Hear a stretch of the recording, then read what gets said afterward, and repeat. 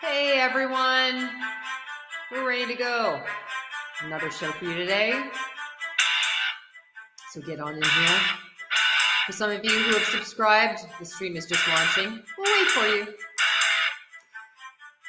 We've got a great show for you today. We're going to talk about censorship, particularly during wartime, with an expert in that area who has won a prize for books on wartime censorship. We're going to be joined by Mark Bourrie, who has a Ph.D. and also a J.D., a law degree, and practices media law. There's a lot of censorship going on right now around the world, particularly under the pretext of the conflict in Ukraine. So what's that all about? Is it the right way to go? What does censorship accomplish?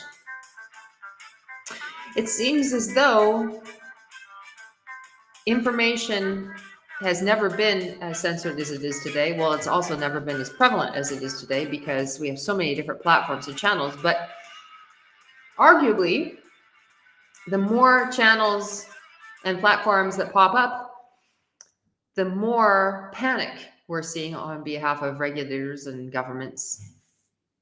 And as they try to scramble to control flourishing number of voices online. So as a result, we're seeing an increasing amount of censorship, regardless of the pretext, whether it's COVID or climate change. I just read today that Pinterest, the site that you probably associated with pictures of crafts, where people go to post photos of different things they found online that they would like to maybe include in their wedding day. Pretty innocuous platform, right? Nobody thinks propaganda when they think Pinterest. It's one of those sites that you think is designed for the perfect homemaker. Well, no, apparently Pinterest is going to be censoring anything that doesn't fall within the acceptable narrative related to climate change. I don't know who's posting climate change clippings on Pinterest. I found that to be an interesting angle. But if Pinterest is censoring in order to reinforce certain conventional narratives, it's probably not a very good sign for a lot of the other platforms. So that's what's going on. So we're going to talk to Mark Bourrie about that. He'll be on with us within about a dozen minutes or so. And in the meantime, I'm just going to go for a little trip through the news cycle of the day to see what is going on. There's a lot of things happening right now. Of course, it's interesting news. The New York Times is apparently urging reporters to reduce their use of Twitter. That is according to the Hill newspaper based in Washington, D.C. They've updated a policy for reporters. They're emphasizing, according to the Hill, that the use of social media platform is optional given the dangers of online harassment. So this is coming from the top editor, Dean Backhead, of the New York Times. So I guess Twitter, it's taking its toll on people. It's a rough world out there. It's a jungle out there online, right? And I think personally, I can tell you how I feel about online social media use. I've generally not been a really heavy user of it because I find that I just have so many things to produce in terms of content that it's a distraction, more or less, from sitting down and actually doing some deep work and producing a long form article. And I know that's turning into something that's more and more passé. Or is it? Or is it? There's another piece here that actually touches on that very issue.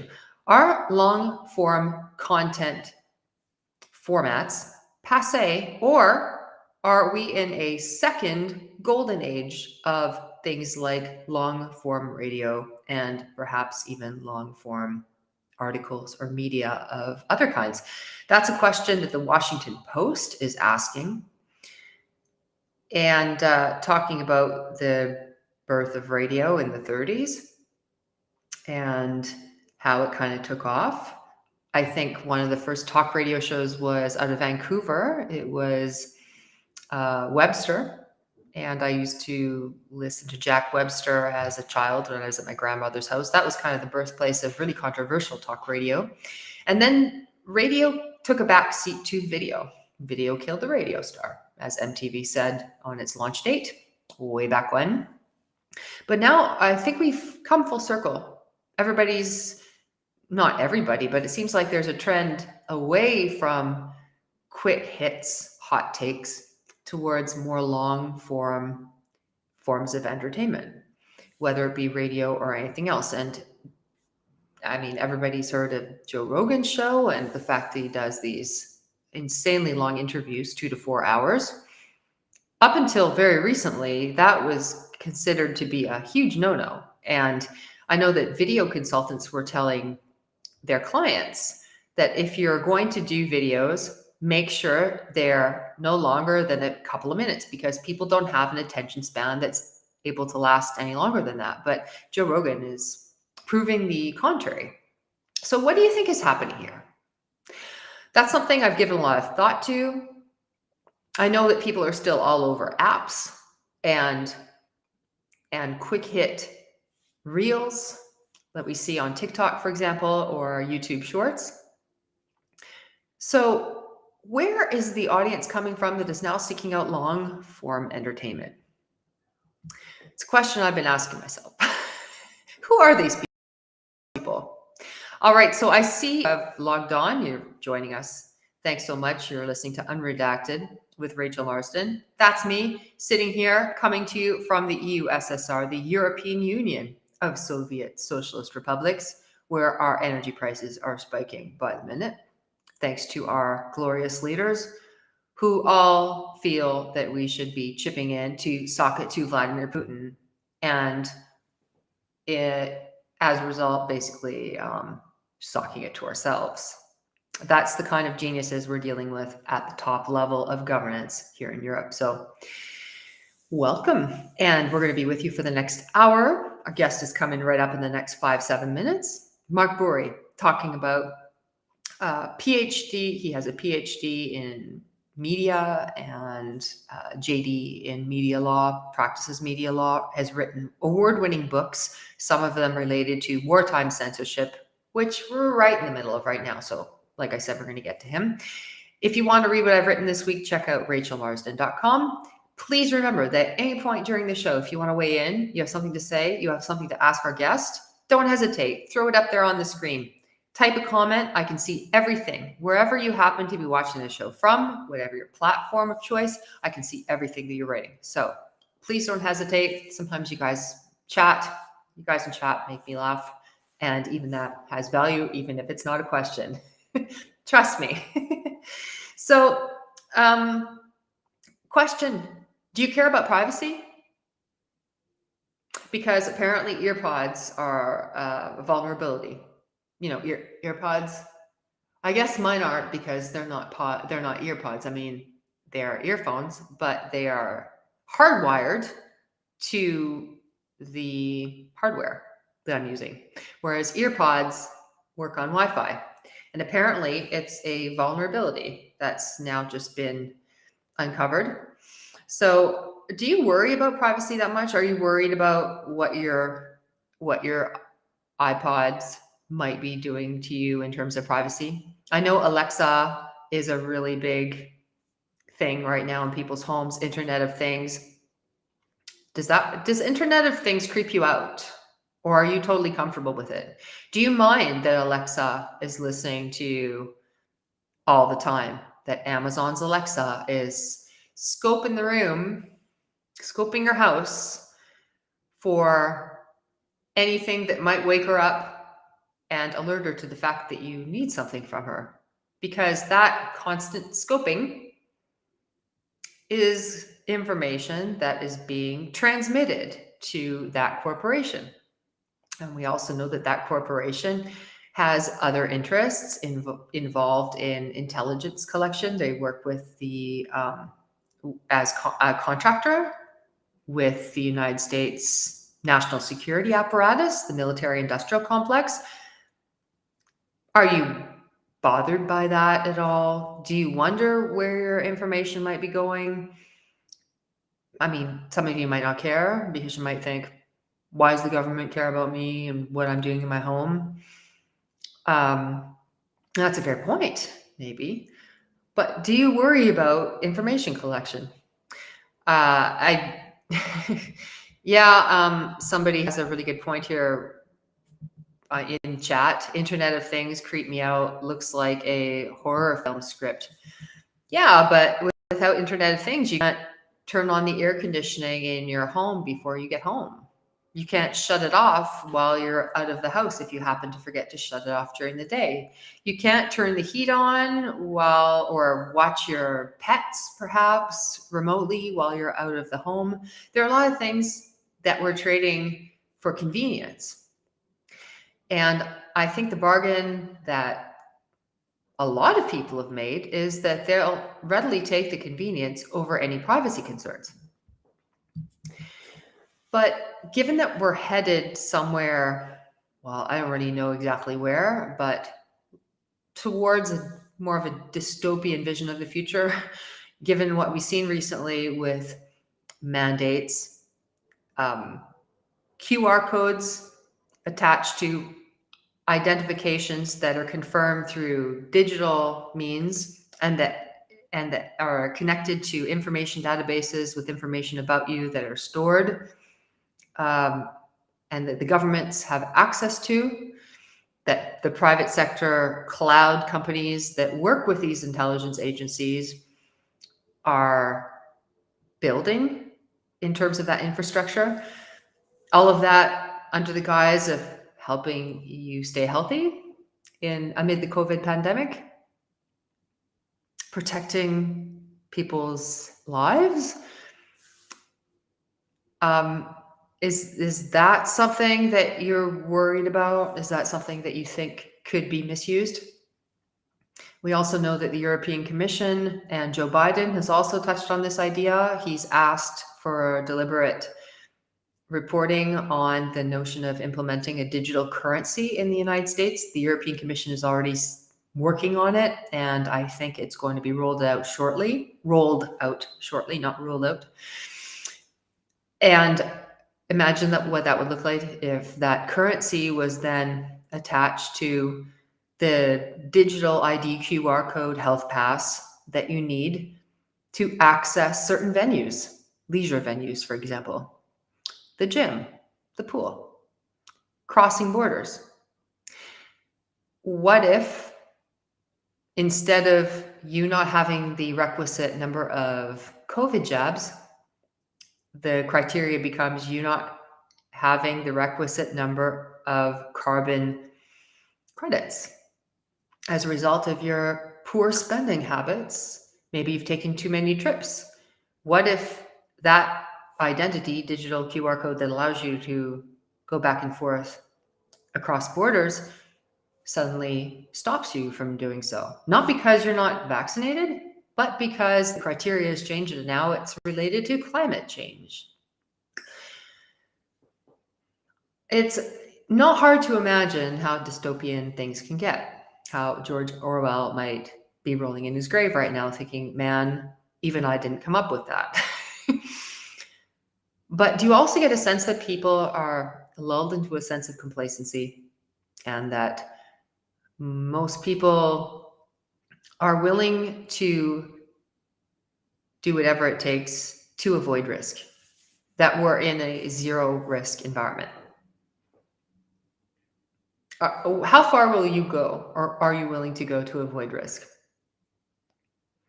Because it seems like there's a lot of people out there who are becoming almost psychotic about the notion of wanting to protect themselves 100% in a fail-safe way, which doesn't exist, by the way. So I don't know where we're going with all of this. It's a thought. The fact that now we're talking about earpods potentially being used to spy on people is a creepy development. I'm not worried about it personally. Got these old school like the equivalent of a flip phone, I guess, with earplugs or earphones. But we'll see where all of it goes. All right, so I see that my guest is online right now.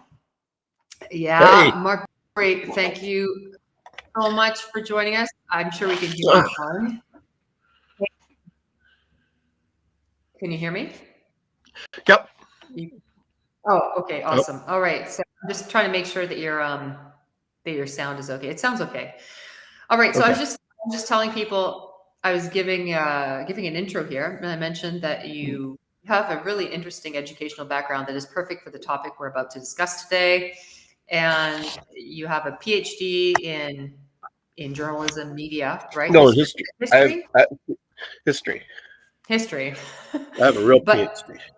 But you've worked in journalism and media for many years. You've Yeah, written many books on some really controversial topics. You're now a practicing lawyer focusing on media law, correct? yeah. And And law. one thing that's really interesting is you won the RBC Taylor Prize for literary nonfiction for the book Bushrunner: The Adventures of Pierre Radisson. Radisson. Everybody knows the hotel name, but you know what? I got to ask you about that before we get into our big topic because we have a little bit of time. What Okay. attracted you to Pierre Esprit Radisson? Oh, he's a rogue. It's total rogue.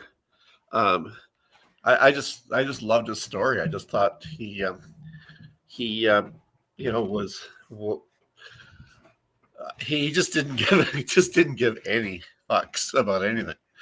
That was that was I thought the best part of the story, and he had amazing luck, and he was really smart.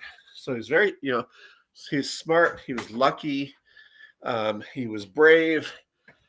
He There were so many stories wrapped in the story because he lived with the Iroquois as a prisoner, and he'd been adopted by some wealthy Iroquois, and then he'd escaped, and he'd you know traveled on these big exploration trips, and then uh, gone to he'd gone to England and was there for the Great Plague, was there for the Great Fire, hooked up with all of these guys in the English court who were basically a bunch of ex-pirates and stuff, and did the stuff that he became famous for, which was the Arctic exploration and setting up the Hudson Bay Company.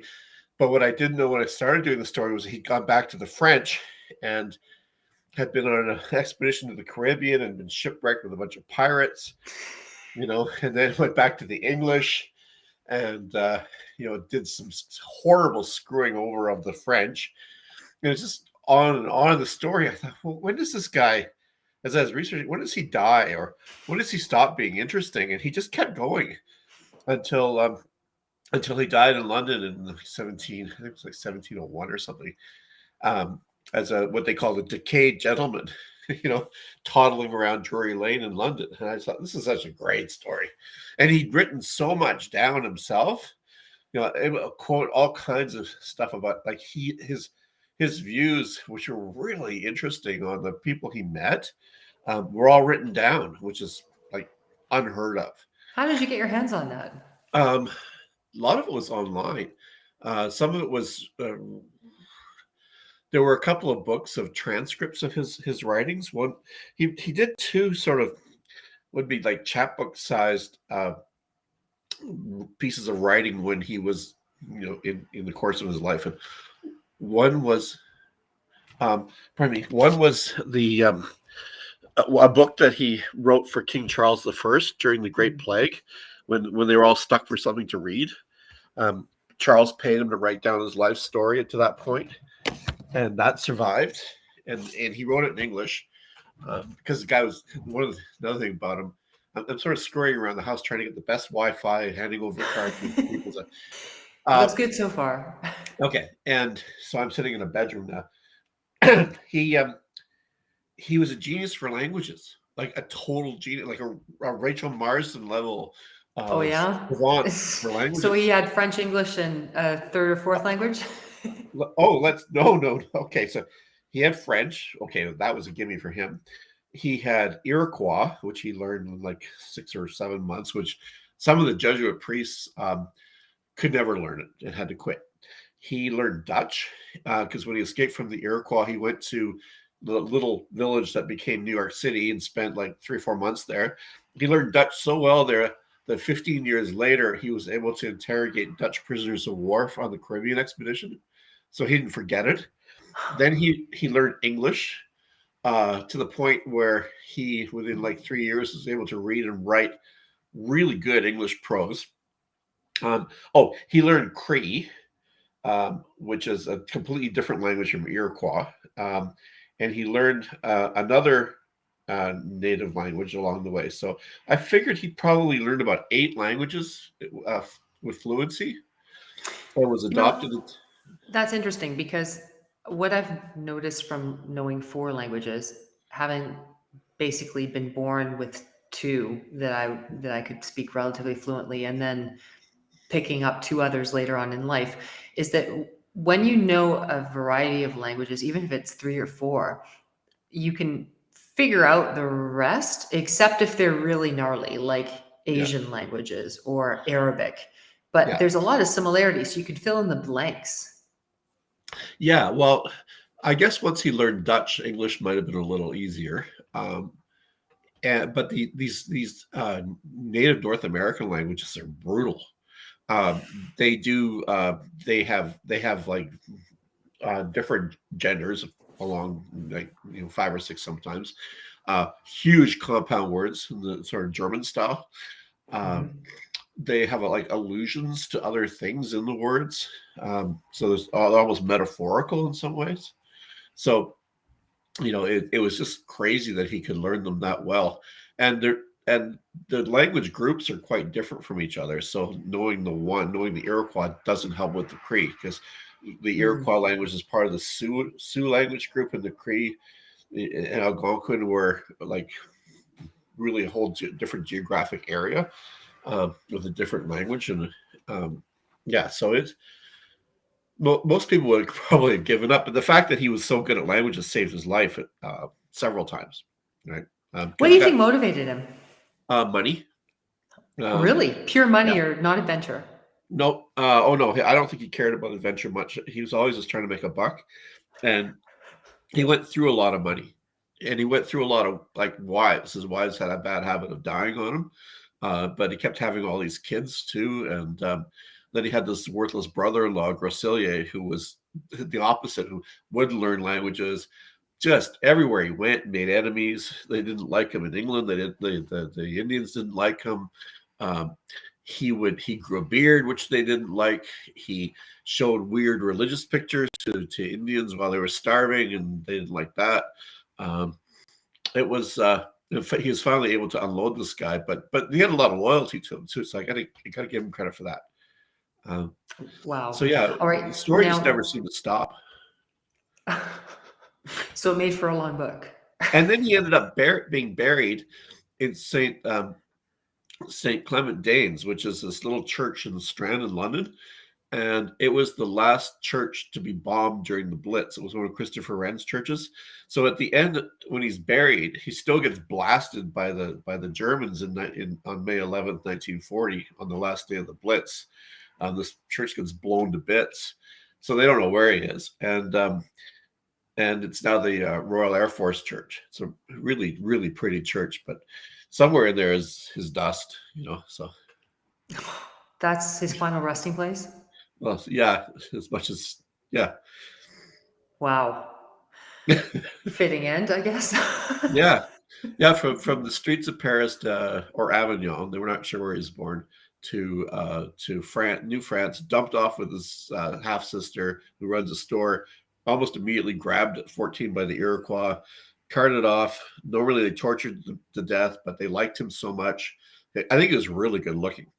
Um, he had these 3 sisters, adopted sisters, who were always like tarting him up, doing his hair and stuff, and living the life of Riley. They bought him European clothes from the Dutch and everything. But then he's just hearing a rumor that the French are going to come and they're going to kill him because he's a traitor. Anybody that they found that was French living there, they would kill. So that's why he takes off to the Dutch. and then goes all the way back to France and back to New France. I think he crossed the ocean 12 times or something on those little boats that weren't much bigger than a decent sized yacht these days. And usually, they figured that if you went 5 times, you were pushing it, that you weren't likely to be seen again. You know, And he did 12 because times. yeah, if you did it 5 times, you'd beat the odds.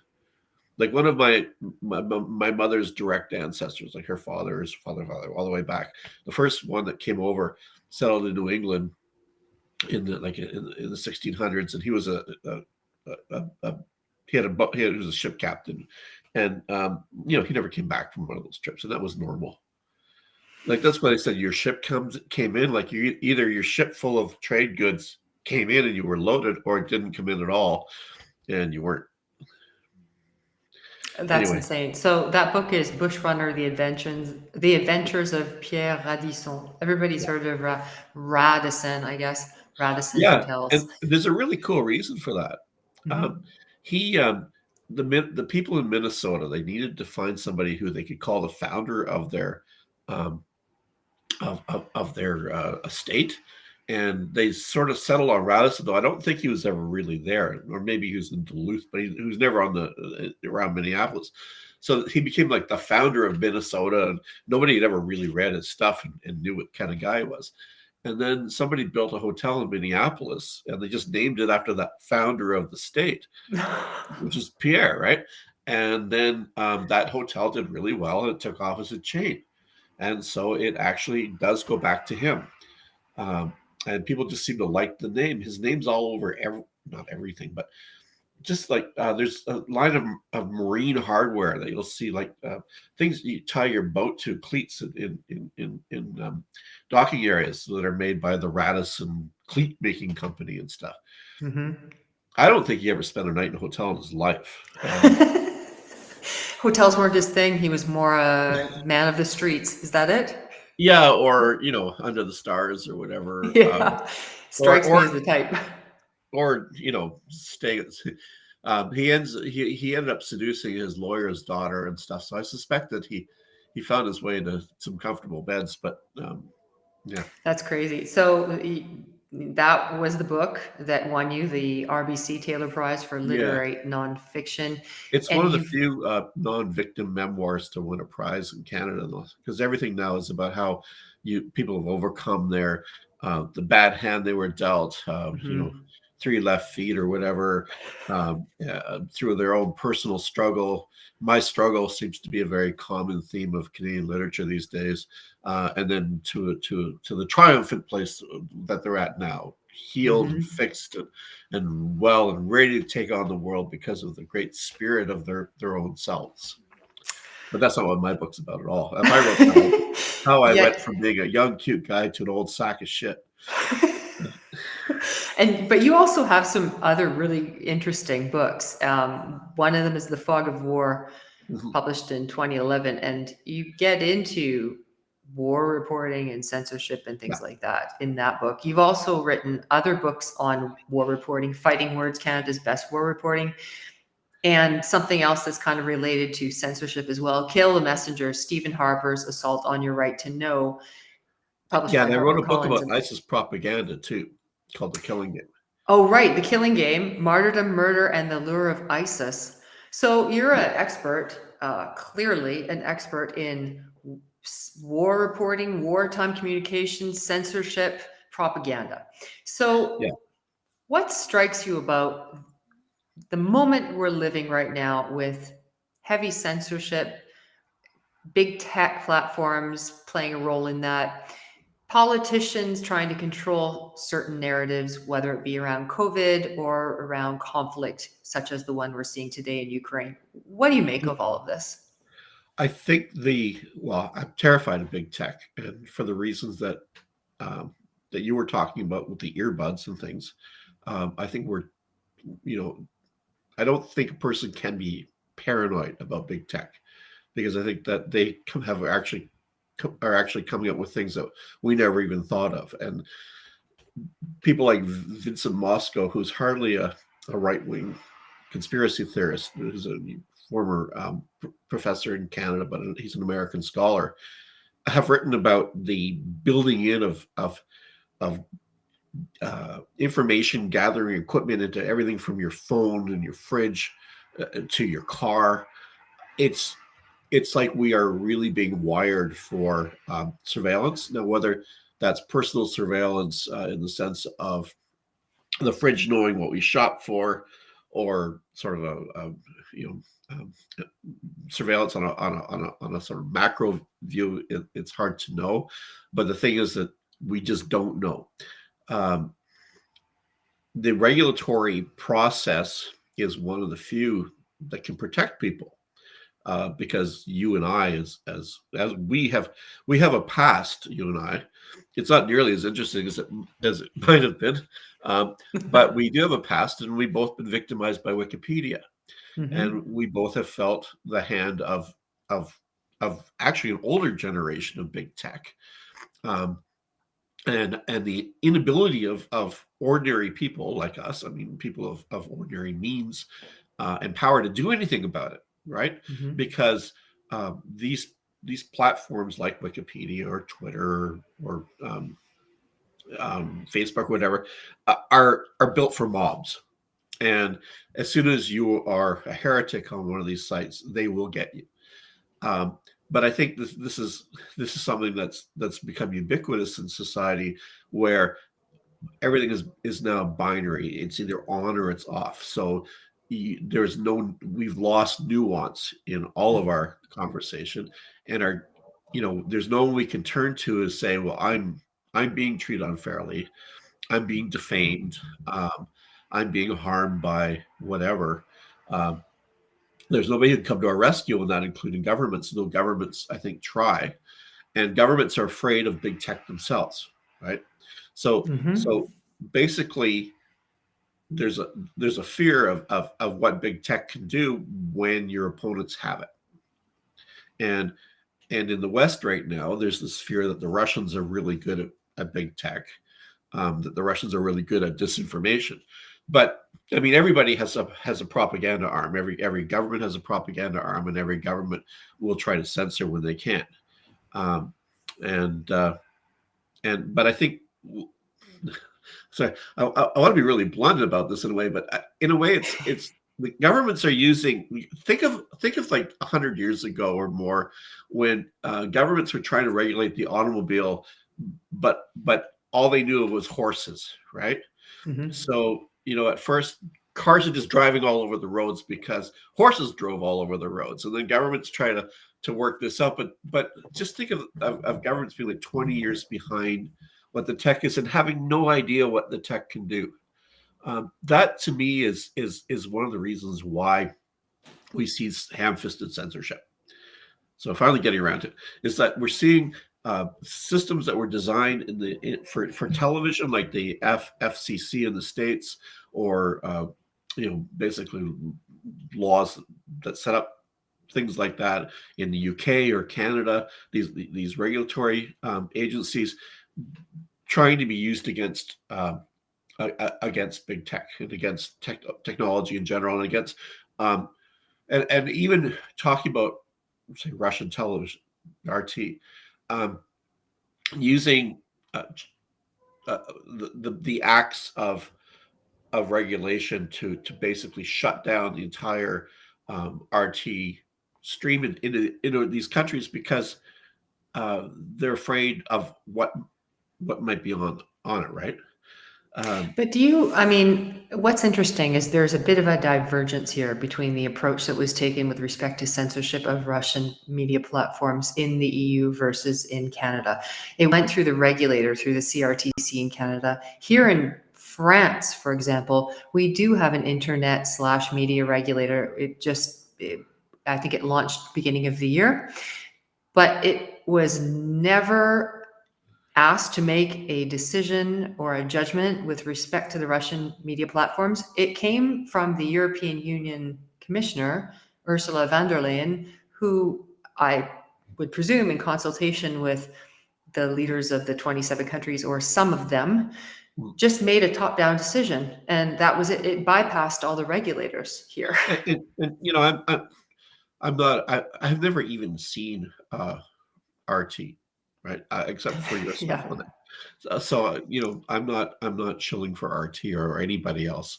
But I ask Mhm. where's the due process on that? Uh, Right. if if uh, if it was Canadian television being censored the same way, I think Canadians would be up in arms. Uh, uh, the the Russians themselves should be able to defend themselves when they're about to have this kind of expropriation of their intellectual property and their property in general done by the EU. In Canada, we have the CRTC, which had licensed RT as something that could be carried on cable TV. So again, we're back to a regulatory system that's like 40 or 50 years old, and the CRTC, interestingly, had 20 years ago decided to forbear the regulation of the internet.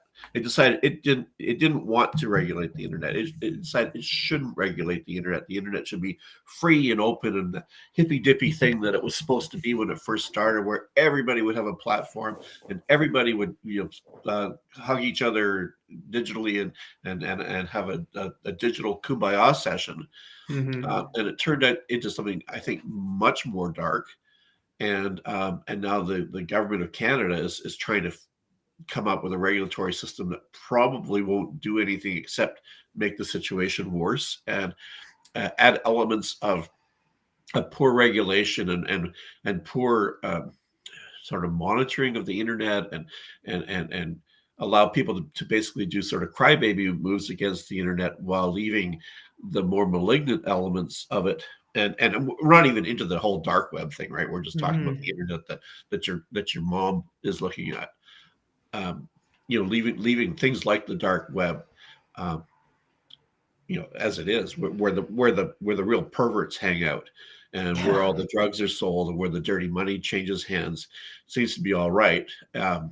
But something that's, I mean, nobody expects RT to tell the Ukrainian side of the story. So, if people are watching RT and they're upset because it's pro-Russian, well, geez, like golly, just like just like watching NBC or watching late night talk shows from the States and expecting them to be anything but pro-American and anti-Russian and pro-Europe and um, Yeah, but have you ever seen? I mean, you've done a lot of research on wartime censorship, and we are um, in the middle of a major military conflict at this point here in Europe. Have you ever seen this level of censorship, or how has it previously impacted on the conflicts themselves? I'd say that the censorship now is worse than it was in the West in the Second World War, and not as bad as it was in the First World War, where censorship was just brutal.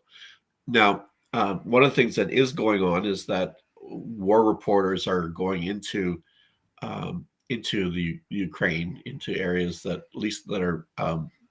I haven't seen what's come from the Russian side in terms of reporting.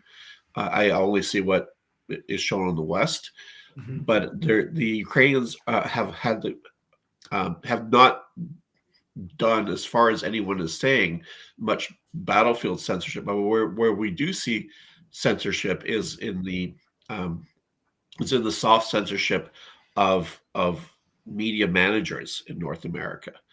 And another thing we're seeing the censorship of our RT, which would tell what the Russians want people to think is their side of the story, right? I mean, Mhm. I don't think that the Russians when they tell their story or don't believe what they're saying, you know, Right. with RTV, and I believe the Ukrainians believe what they're saying. I mean, I'm going to give the benefit of good faith to people on both sides, but in terms of the story that the West gets to see, um, we are really only seeing the side that is coming through the major news organizations that have people, major Western news organizations that have people in Ukraine. And what is shaping that editorial line these days? I mean, one thing that I noticed just before I kind of get into it, I worked for a long time in North American media and strictly based in North America. And particularly when I lived in New York and I worked at Fox News, I knew at the time that I was living in an informational bubble. It felt like it. And then I left to go on vacation to France. It's been a 13-year vacation, let's say. But I got here and I realized that there was a whole other world of information and opinion and perspectives that I didn't feel like I had any access to when I But was living in New York City. can you imagine explaining the nuances of what you see in one of the great intellectual capitals of the world, which is Paris, which is where I am definitely not. I am in Ottawa, which is not a great intellectual capital of the world by any stretch. But knowing, seeing what you see in Paris, hearing what you hear from the people around you, from what you read, what you have access to in the European press through your ability to read in different languages and everything, and explaining that to some dumbass American living in Dubuque, right? There is, it's not just the media. The entire culture of. Can I swear on this podcast? Sure, go ahead. I Okay. don't think they censor swearing on any of the platforms. I certainly North don't swear. America is fucked.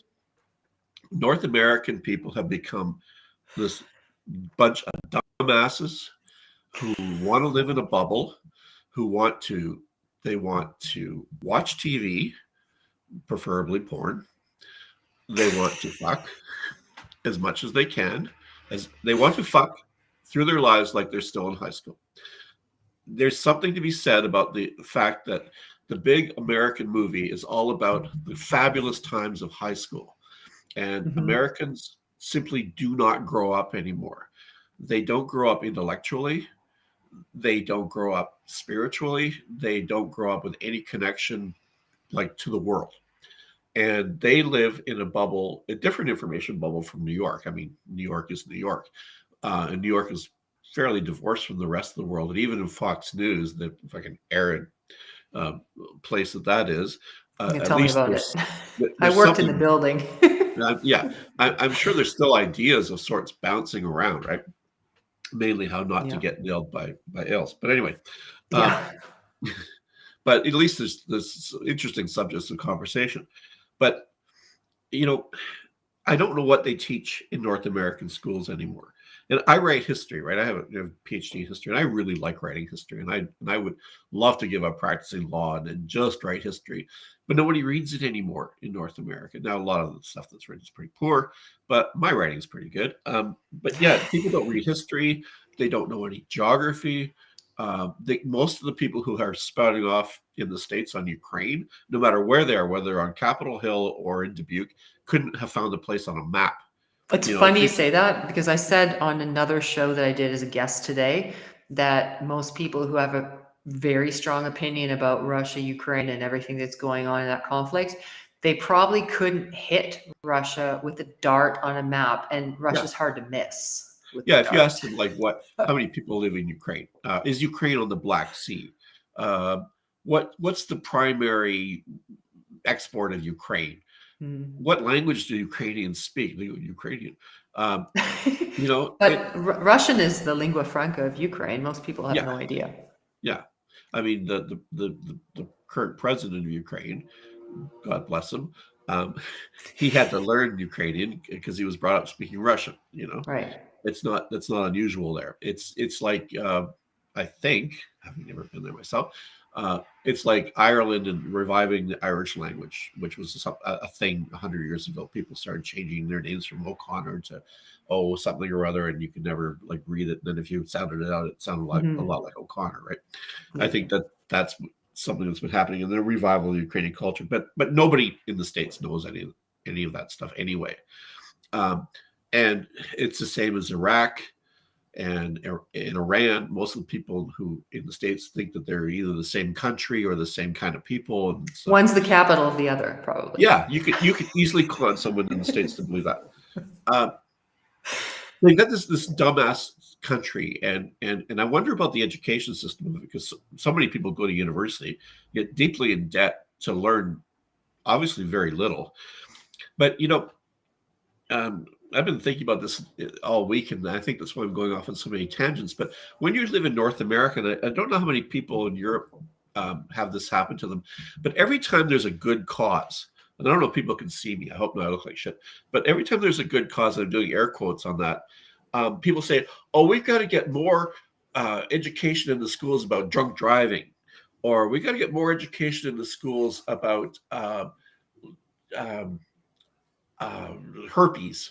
We got to get more education in the schools about uh, how to treat people of different races and different genders. We got to. It's always we got to get this into the schools. And I'm wondering, maybe the schools are all full of the stuff to the point now where they don't teach anybody anything. Because when I deal with Americans online, on social media, and through my own hobbies and things, I'm appalled by how they know nothing about the world.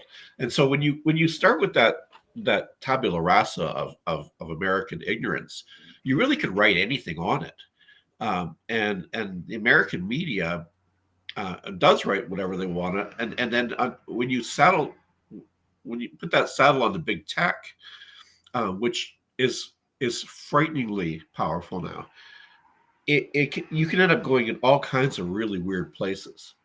And you know, I think that the individual's place in all this becomes really, really quite scary, um, especially since big tech has this sort of two-sided thing about regulation. One side is, you know, we should be able to go on Twitter and say basically anything we want, um, and if people don't like it, you can block the person, or you can Right. sort of you can curate what you see. So I mean, I don't see a lot of certain stuff, and I see a lot of other um, stuff that I sort of agree with, and it's partly because I've sort of winnowed out, um, you know, Mm-hmm. yeah, and I think everyone does it. I'm just admitting Yeah. to it. Um, so you got that one side of it. The other side of the coin is the whole canceling thing, where everyone's afraid to stick their head up, over the parapet these days, because big tech lets mobs destroy people, right? And it's not just left wing mobs; the right wing mobs do it too. But it doesn't matter. Mob's a mob, right? And if you're cheering your mob on the next day, today, while they lynch somebody, destroy somebody's career, Mm-hmm. somebody's life, uh, it could be someone cheering them on. The mob the next day, they Well, destroy your. yeah, it's funny you say that because I was thinking the other day, I was wondering how we got to where we are today with respect to the censorship that we're seeing and how it's just giving carte blanche and nobody really seems to be resisting it. And I realize it's because enough people agree with the censorship because it's censorship against something they don't support. And I was Yeah. thinking, where did this start? And I can remember when Donald Trump, as president of the United States, was censored by Twitter for saying too many things that Twitter deemed to be fake news or not accurate. And I'm thinking, well, even if it's not accurate, he's the president of the United States. So many millions of people are following him. It's easy enough for major news media organizations to fact check him to his face on the front page of publications that are read by millions of people. What's the big deal? And that Well, concerned me already. and that was pretty fake too, because they waited until he was no longer the cash cow that he'd been for all those years. Hmm. They knew he was on the way out, and then they canceled his account after making lots of money off him. And the American media has, whatever they say about whether they like the guy or not, they made him. They put him there. He was, when he ran in 2016, he was a golden ticket for Yep. American news, which was on the ropes financially. And all of a sudden, this guy came along, and they went, "Oh, what an asshole! We really got to show the world more of this guy." And that was the kind of message they had. It was. Um, they didn't take him seriously. I took him seriously. I thought as soon as I saw him, he was going to win. Um, because he was different, and they Mhm.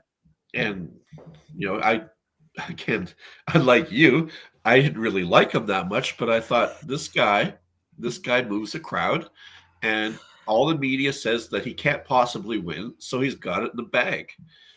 because one of the things that's really interesting in North America, and I'm not that learned in European media, is the poor quality of punditry in North America. I mean, if you were to, if you could bet on the prognostications of American pundits, if you always bet against them, you'd be rich, because What's you the could. problem with it, do you think? It's all groupthink. Mm-hmm. North American pundits are all buddies with each other, even if they claim to have ideological differences. They are of a certain class of people. They are based in eastern urban centers. You never see like a famous American pundit from some small community somewhere, or even many from the West Coast. Um, they they're what I call the right kind of people. Um, they're of certain age. They're usually fairly attractive. They're they're able to string together sentences without dropping too many ums. So they're they're quite glib, and they're very simplistic. In Canada, it's a clique that's based out of a couple of universities, the Carleton Journalism School, the Ryerson Journalism School, neither of which give anybody a real education in anything other than how to do this stuff. So basically, say you were an artist, and then they said, okay, blind artist person, here's some paint, and that's about it, because that's about the level of training that they give anybody. They certainly don't train them in things like economics or history or policy or administration, or any of the things that you actually want to study before you became a political pundit, or Mm-hmm. even foreign languages or anything. So there's that. They come up through, say, college papers or whatever. What we're seeing now in North America, and I think this takes us back to censorship, into this whole group thing, is the ideological spectrum of North American politics is much more narrow than North American journalists would ever admit, right? So you have Donald Trump on the right. Now, Donald Trump in France would be probably fairly centrist politician, maybe center right. Um, Yep. there's nobody like Le Pen who's taken seriously in North America as a politician. No, because Le Pen is a interesting. A lot of people think the far right in France is like the far right in the US, and it really has nothing to do with it, because the far right in France and Europe more generally is a combination of left-wing social safety net principles and right-wing security and immigration, which, Yeah, I mean, it's hard to find that mix in. yeah, and it's And when I say secular, social safety net, I mean socialism. right? In North America, you'll see people who are considered left, say like Biden or the Democrats, Mhm. who would look at France as what the right in France see as the minimum social safety net, and it would choke them. Right. The idea of Mhm. public health insurance, um, public health care in the United States is considered radical. I mean, we're talking Bernie Sanders radical, right? Mhm. So we have this Right. sort of, Whereas it's a basic tenant, like it's not yeah, even negotiable, and nobody can touch it. It's no, sacred. and same in Canada. Mhm. But in the States, if when you're a Canadian and you're talking to an American about the healthcare system that we have here, it just blows their mind. They say, well, like, you don't pay anything for a hip replacement, no, but you're gonna have to wait for it. Well, Yep. what if you don't want to wait? What if you want to pay? Well, you can't pay. They won't let you. Oh, that sounds like fascism. Well, yeah, but you don't lose your house when you get cancer, right? You don't if you need a Right. heart transplant, you don't have to be rich. You don't like it. There are all these trade-offs, and I don't think I should get into the benefits of negative. Yep. But again, what I'm getting back to is that the political spectrum in the United States is very narrow, ranging from people who don't believe in healthcare, believe that Jesus is American, who believe in a wall to keep the Mexicans out, ranging from people who don't believe in healthcare, believe Mexicans should be here to cut your grass and look after your kids, and Mhm. who you know there is really very little range there. And in Canada, it's the same thing. I mean, even the Yep. conservatives here would never get rid of the public health care system, and probably would never limit abortion rights. when you get into someone like Max Bernier and the People's Party, it opens up a little more of the right wing spectrum. But again, it's Yeah, not the French right. And correct. Bernie, who is actually a client of mine, a legal client, Hmm. I He's been on this show, actually. Some of Yeah, and I the represented chat him might in. recall Maxime Bernier, who came on to talk about the Freedom Convoy and the, yeah, He was brutally destroyed by the Canadian political class to the point where one party actually hired a hack to go after him, and we sued over that and lost. You know, um, and that's where getting back to the whole defamation thing, when people deliberately or for money or whatever decide to destroy your reputation online, and you're just an ordinary person, or even a person of high sort of social standing or political standing or media standing or whatever, um, you don't know what to do, and there's nothing you can do, yeah, and and I'm wondering again, but again, getting back to the narrowness of North American culture and the narrowness of North American politics, the fact that most North Americans have never traveled, don't know anything about history, don't know anything about geography, uh, don't know sort of the themes of European movement of people, uh, don't understand that places like Poland and Ukraine, and Belarus have been sort of almost like a freeway of moving uh, armies of moving peoples since, well, I mean, since Roman times at least, yeah, right? Um, that these are areas that are constantly in flux.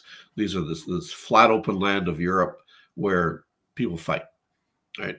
yeah. And Americans have no idea uh, of Russian history, of Ukrainian history, and what Ukrainians endured or as part of the Austrian Empire.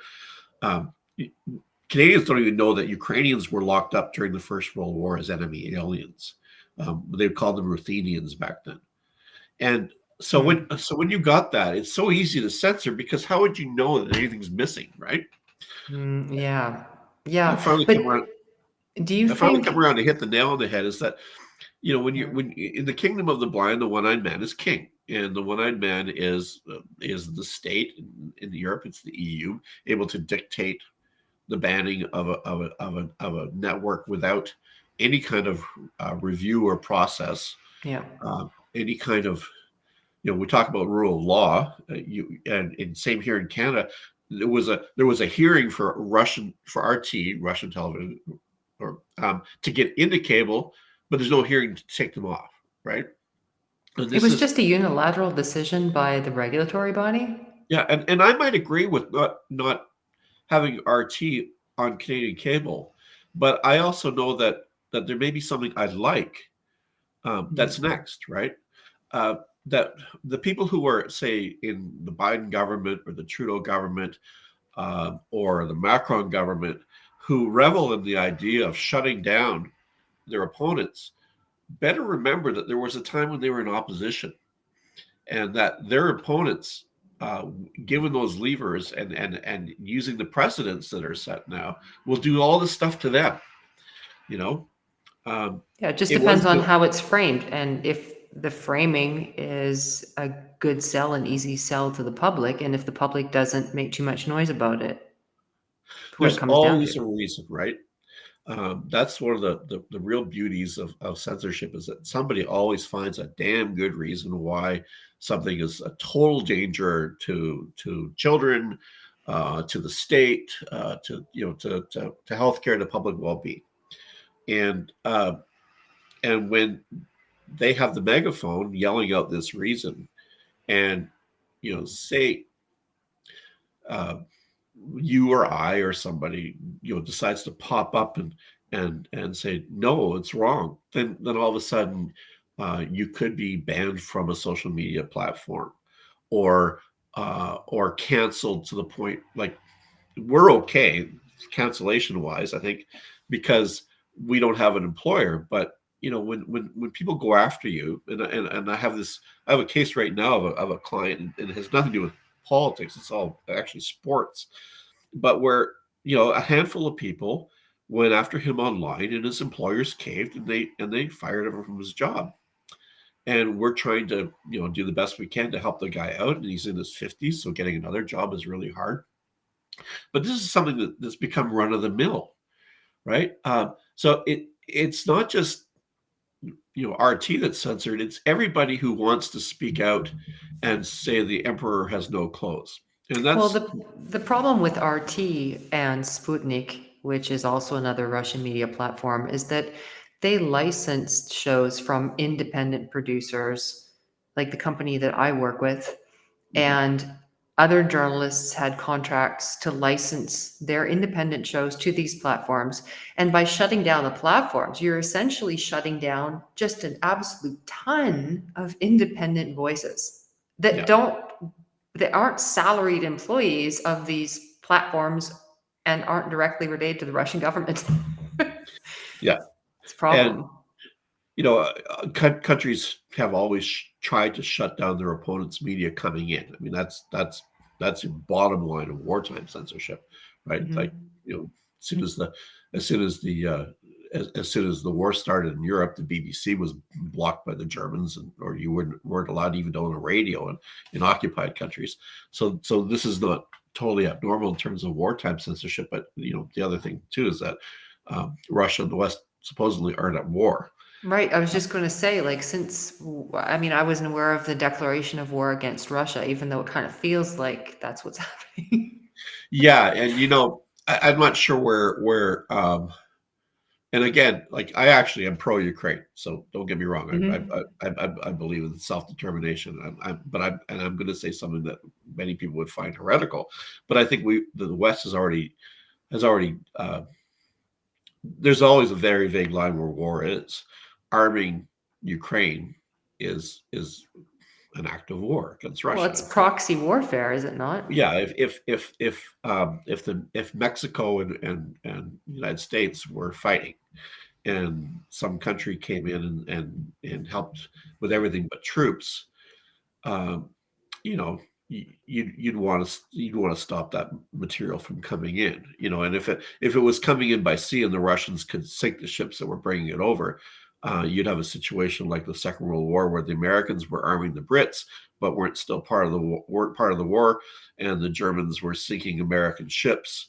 And Mhm. the Americans were saying, "Oh, but this is trade." And it's like Germans like, "You got to be kidding! These things, they're full of guns, they're full of gasoline, they're full of, we're Yeah. trying to starve them. This is how this is a siege, and you're breaking the siege." Um, and then the Americans basically in the West made a rule that unrestricted submarine warfare was a war crime, and then turned around and sank every ship in the Japanese merchant marine without any consequences. So. Yeah, Mark, we're coming to the end of the show, but I just want to know if there's anything that you want to tell the audience that really strikes you in this time that we're living. It's kind of a funky period that we're living through. I think people really have to look after their own minds these days, and it's sort of philosophical. But uh, this internet society we live in is addictive. It's physically addictive. People get a dopamine rush from their Facebook and Twitter accounts. People are on their phones all the time because it actually it changes their brain chemistry. It's one of the ways that outfits like ISIS recruited people was to give them what they wanted on screens. I think it's a very dangerous time for people to rely on something that's out of reality instead of reality. And I think if you as a person want to keep your head screwed on, you spend as much time away from a screen as you can, and spend more time with your friends and family, and support people when they are canceled, no matter what for, and even if they're wrong, because what we're seeing now is brutal. Um, it's permanent. When someone is destroyed online for something, um, that was either minor or they didn't do. So if you're some kind of child molester and it's out, you get no sympathy from me. If you I don't know, if you were involved in some kind of like scandal, Mhm. and so he said, she said scandal, or something where you it didn't work out very well for you, and the, that used to go away. It used to be something that, or you got caught shoplifting and it was in the paper. After a while, the paper became fish wrap and the world forgot. But everything on the internet is as fresh today as the day it was made. It never goes away. You stay away from it, and take it, if you do go near it, take it with a big fat blue salt lick of salt. People are used to believing things that are written because books and things used to have enough sort of vetting that they were people at least trying to be true. But that's not the way the internet is. The internet is just a mob, and there's very little sense in a mob, and there's no wisdom in a mob. So don't go there looking for those two things. Yeah. Well, I don't think we're out of the woods on any of this, and I Oh, fear. this is like the third act of a 10-act play. Yeah. Um, it's you know it's going to get into real hammer and tong country. Um, when you look at somebody like Elon Musk, who's got Mhm. what $150 billion, I mean, this is an unfathomable amount of money. Um, the amount of power that is flowing to a handful of somewhat disturbed people, frankly, when you take a look at these guys close up. Um, and you look at the quality of people going into government, because the system is so toxic that only psychopaths and total assholes want any part of it, right? I mean, how can you look at the United States of America with 400 million people and say that Joe Biden and Donald Trump are the two smartest people in the country and the two best to run it? I Like know. the winnowing process to get rid of anybody who's halfway interesting, um, who has anything towards a colorful life, um, who isn't somebody whose heart is broken by being attacked. So they have to be a psychopath to do well in this system. It's fucked. So you have fucked political system and a fucked technology system. I mean, Mark Zuckerberg, like, are you serious? Uh, Elon Musk, like, these are all guys who who couldn't get laid with $1,000 bill in Vegas until they hit the jackpot, right? Who know nothing about anything, but of course people are going to defer to them because they've got money. Yeah. So this is all colliding. Then you've got Putin. I don't know what the fuck that guy is. I really don't. Um, I mean, he's kind of a czar, but he's kind of a Hitler czar. But he's a patriot, but he's also a billionaire socialist police state operative who funds the hard I've sat right. in front of Vladimir Putin for hours in press conferences, just a few feet away from him. And I was surprised within the first 10 hours, I'd say, of press conference time that I sat in front of him, how many times he had a very Ronald Reagan-esque dialogue. And this is in front of almost all Yeah. Russian audience of journalists. Is It he really sounded very short? Reagan-esque. It did not sound socialist or communist or No, I don't anything think he's a related. communist at all. It was very, no, it sounded very Reagan-esque. If he was Very. a communist, he would have shot all his friends. But is he short? Is that the problem? Is he short? He's about 5'8", but I can't, you know what? That's always a tough question because there's technology now Yeah, that enables you of to course look there is. taller. You can put insoles and shoes. It's always hard he looked about, I mean, I stood up at this, I was, and I'm Yeah, already 5'9". So he was, yeah. I'd say he's about 5'8", if I was to Okay, so guess. I would call that like a short man syndrome sort of height problem. We're Um, going to get into psychoanalysis of world leaders. I I don't mean, know, we could get into Macron. He's about the same. No, Macron's a little bit taller, but yeah, I but mean, Macron married his mother too. So what the oh, fuck? we're we're going to quickly veer off into trouble. Okay. Mark, it's been a real pleasure having you on. Thank you Well, so thank much you. for joining us. It's always great catching up with you. It's been far too long. We'll have to do it again soon. Yeah, no, I'll try not to be all over the map next time. I'll try to be more No, you know focused. what? That's exactly what I want to do on this show, because you're an expert in so many different subject areas, and they're all interlinked, and they're all really relevant to what we're all They're insanely facing complicated. today. You're just a masochist who imposes these subjects on yourself for the purpose of literary grandeur. Well, yeah, and for lack of anything else to do. Yeah, I hear you. Thank you so much, Mark. Take Bye. care. Bye, everyone. All right, so we're at the end of the show. Another one that is, I hope you guys had a great time. Thank you so much for your comments in chat. I'm looking at them right now, and I have the same reaction as you do. I see your emojis, the many of them lined up in a row with the smile to tears emoji. It was one of those shows.